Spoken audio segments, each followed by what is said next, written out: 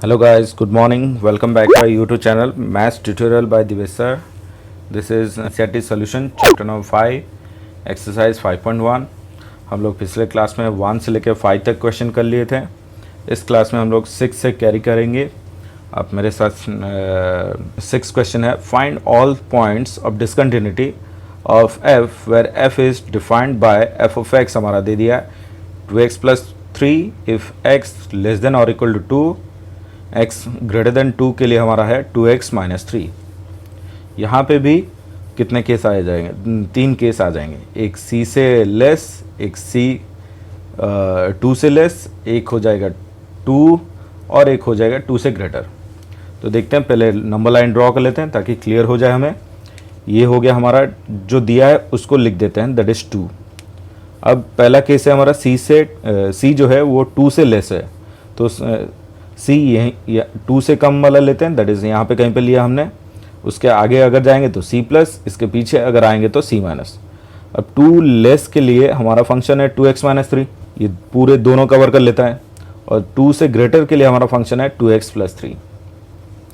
अब पहला केस हमने लिया c लेस देन 2, तो f ऑफ x क्लियर हो जाता है हमारा 2x प्लस 3 लेस देन 2 के लिए. तो f ऑफ c डालते हैं, तो x की जगह रिप्लेस करेंगे, दैट इज 2c प्लस 3. अब लिमिट डालते हैं, limit x tends to c plus f x is equal to limit x tends to c minus f x. ऐसा क्यों हुआ? क्योंकि सीधी सी बात है, c माइनस में जितना एफ एक्स है c प्लस में भी वही एफ एक्स है, तो इक्वल हो गया. लीनियर फंक्शन है इसलिए इक्वल हो जाता है. और तो हम डायरेक्टली इसे लिख सकते हैं, limit x tends to c, f of x की जगह डायरेक्टली लिख सकते हैं 2x प्लस 3. अब वैल्यू रिप्लेस करेंगे तो हमारा हो जाएगा x की जगह c, that is 2c plus 3. तो सिंपल हो गया, f of c is equal to limit x tends to c f x. तो अब तो सीधा हो गया कि hence f is continuous for c less than 2.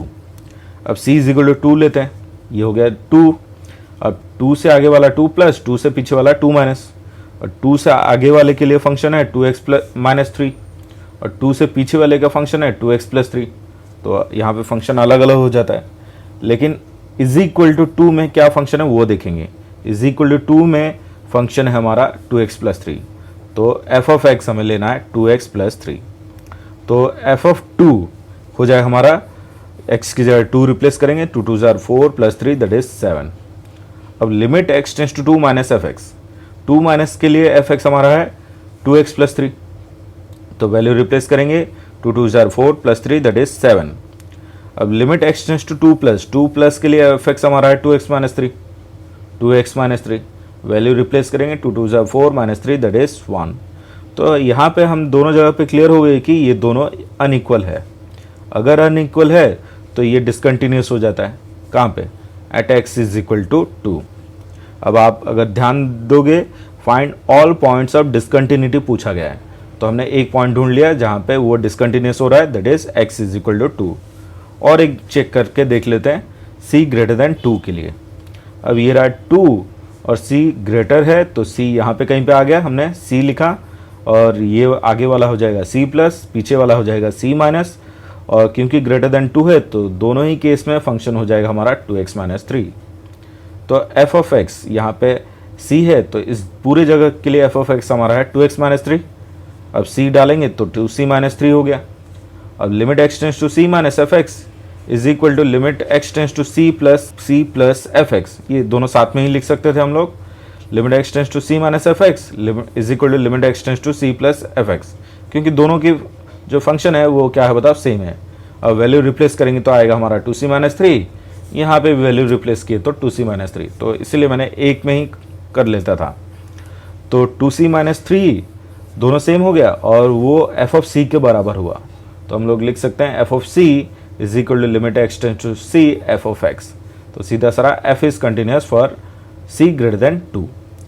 तो हमने देख लिया कि c लेस देन 2 के लिए भी वो कंटिन्यूस है, ग्रेटर देन 2 के लिए कंटिन्यूस है, लेकिन जैसे ही 2 आता है वो डिसकंटिन्यूस हो जाता है. तो एक ही पॉइंट है यहाँ पे रहा हमारा डिसकंटिन्यूटी का, that is x is equal to. Next question, find all points of discontinuity of f where f is defined by f of x हमारा दे दिया mod x plus 3 if x less than और equal to minus 3, minus 2x if x lies between minus 3 to 3, x greater than और equal to 3 के लिए function हो जाएगा 6x+2। तो यहाँ पे क्या क्या केस आ रहा है वो देख लेते हैं। पहले अगर हम नंबर लाइन देखते हैं तो हमारा आ जाता है, ये एक नंबर लाइन हमने ड्रॉ किया, हमें 2 पॉइंट दे दिया है, दैट इज़ एक दे दिया -3 और एक दे दिया 3, ध्यान दिया ना, एक दे दिया -3 और एक दिया है 3। तो सीधा सा मतलब रहा एक केस हमें लेना है -3 से छोटा, सही, एक केस लेना है हमें -3, देखा, एक केस नेक्स्ट केस लेना है हमें -3 से लेके 3 के बीच में, देखा, नेक्स्ट केस हमें लेना है 3, देखा, नेक्स्ट केस लेना है हमें 3 से ग्रेटर। बात समझ में है ना, हमें क्या क्या करना है, क्योंकि 2 पॉइंट हमें दे दिया है यहाँ पे, इसलिए क्या कौन सा केस बन रहा है वो आपको दिमाग में रखना है। तो यहाँ पे अगेन फिर से मैं बता रहा हूँ, ये हो गया -3 और 3 है, तो कौन सा केस आ रहा है वो देखो, एक तो -3 से छोटा और एक -3 के ऊपर और एक -3 से लेके 3 के बीच में और एक 3 के ऊपर और एक 3 से बड़ा, तो 5 केस आ जाते हैं। तो ये दिमाग में रखना है, ऐसे क्वेश्चन जब भी आए तो 5 केस बनाना है। तो शुरू करते हैं। पहला केस c <-3, तो ये हो गया हमारा -3 और -3 से छोटा, तो यहाँ पे कहीं पे c, तो इसके आगे वाला हो जाएगा c+, इसके पीछे वाला हो जाएगा c-, और -3 से छोटे के लिए हमारा फंक्शन है दिस। लेकिन ये तो x अगर -3 है, तो ये x अगर हमारा माइनस आ रहा है तो सिंपल यहाँ पे mod x हो जाएगा -x, तो सिंपल सा फंक्शन हो जाएगा, दैट इज -x+3। तो हम लोग यहाँ पे लिखेंगे -x+3, सही है ना, दोनों ही केस में -x+3। अब c जो है उस c यहाँ पे आ रहा है, तो उसके लिए फंक्शन हमारा ये है, तो f(x) हमारा लिख देंगे -x+3, तो f(c) रिप्लेस करेंगे, दैट इज -c+3, और limit x tends to c -fx is equal to limit x tends to c + fx। क्यों हो रहा है, क्योंकि c- और c+ के लिए दोनों के लिए f(x) बराबर है, तो डायरेक्ट लिखते हैं, दैट इज f(x) हमारा हो जाएगा -x+3। अब वैल्यू रिप्लेस करेंगे तो -c+3। तो सिंपल रहा, f(c) जितना limit x tends to c fx भी, hence f is continuous at all points x such that x <-3।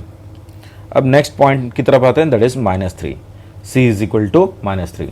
तो ये रहा हमारा c इज इक्वल टू -3, उससे पीछे वाला आ जाएगा -x+3, उससे आगे वाला आ जाएगा -3 से बड़ा, दैट इज -2x।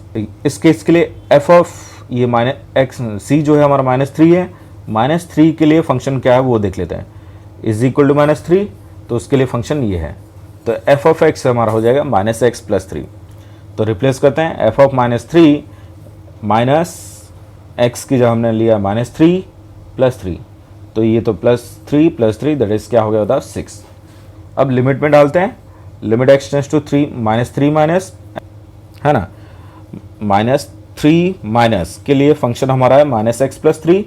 अब रिप्लेस करते हैं, x की जगह -3 डालेंगे, तो -x की जगह -3 + 3 दैट इज हो गया 6। नेक्स्ट आगे बढ़ते हैं, limit x tends to -3 plus, उसके लिए fx है हमारा -2x, तो अब डालते हैं -2 और x की जगह हमने डाला है -3, तो -+2 3 = 6। तो कॉन्सिडेंटली ये दोनों भी क्या आ गया बताओ, सेम आ गया। तो जनरली इस केस में जब अलग अलग हो जाता है तो डिसकंटिन्यूस हो जाता है, लेकिन कभी कभी क्या हो सकता है बताओ, कंटिन्यूस होता है, इसलिए हमें रेगुलरली चेक करना जरूरी है। तो ये दोनों सेम हो गया, तो हम बोल सकते हैं f is continuous for x is equal to -3। अब नेक्स्ट केस आता है, इन दोनों के बीच में अगर हम c लेते हैं, c यहाँ पे कहीं पे, तो c greater than -3 less than 3, तो c -3 और 3 के बीच में c कहीं पे लिया हमने, तो उसके पीछे वाला हो जाएगा -c-, इसके आगे वाला हो जाएगा c+, और -3 और 3 के बीच में के लिए फंक्शन है हमारा -2x, तो दोनों के लिए -2x है, तो c जो है c के लिए f(x) हमारा ये हो जाएगा, तो f(x) हो गया हमारा -2x, तो f ऑफ c हमारा हो जाएगा -2c। अब limit x tends to c minus fx जितना है, limit x tends to c plus fx भी उतना है। अगर है तो हम डायरेक्ट लिख सकते हैं limit x tends to c minus fx की जगह -2x लिखेंगे, वैल्यू रिप्लेस करेंगे तो आ जाएगा -2c। तो क्लियरली यहाँ पे भी f of c is equal to limit x tends to c, f x भी उतना हुआ, कंटिन्यूस हुआ, लिख सकते हैं।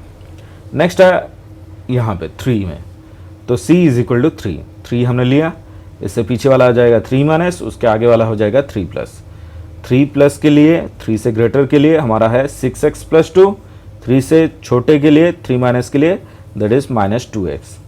तो इक्वल टू c हमारा 3 है, इक्वल टू 3 के लिए equal to 3 that is function हो जाएगा 6x प्लस 2। तो एफ ऑफ एक्स हमारा हो गया 6x प्लस 2, एफ ऑफ 3 हो जाएगा हमारा 6 इंटू 3 प्लस 2 दैट इज 20। अब लिमिट में जाते हैं, limit x tends to 3 plus के लिए एफ एक्स हो जाएगा हमारा 6x प्लस 2, तो रिप्लेस करेंगे तो आएगा 20। Limit x tends to 3 minus के लिए एफ एक्स हो जाएगा माइनस 2x, तो रिप्लेस करेंगे तो माइनस 6।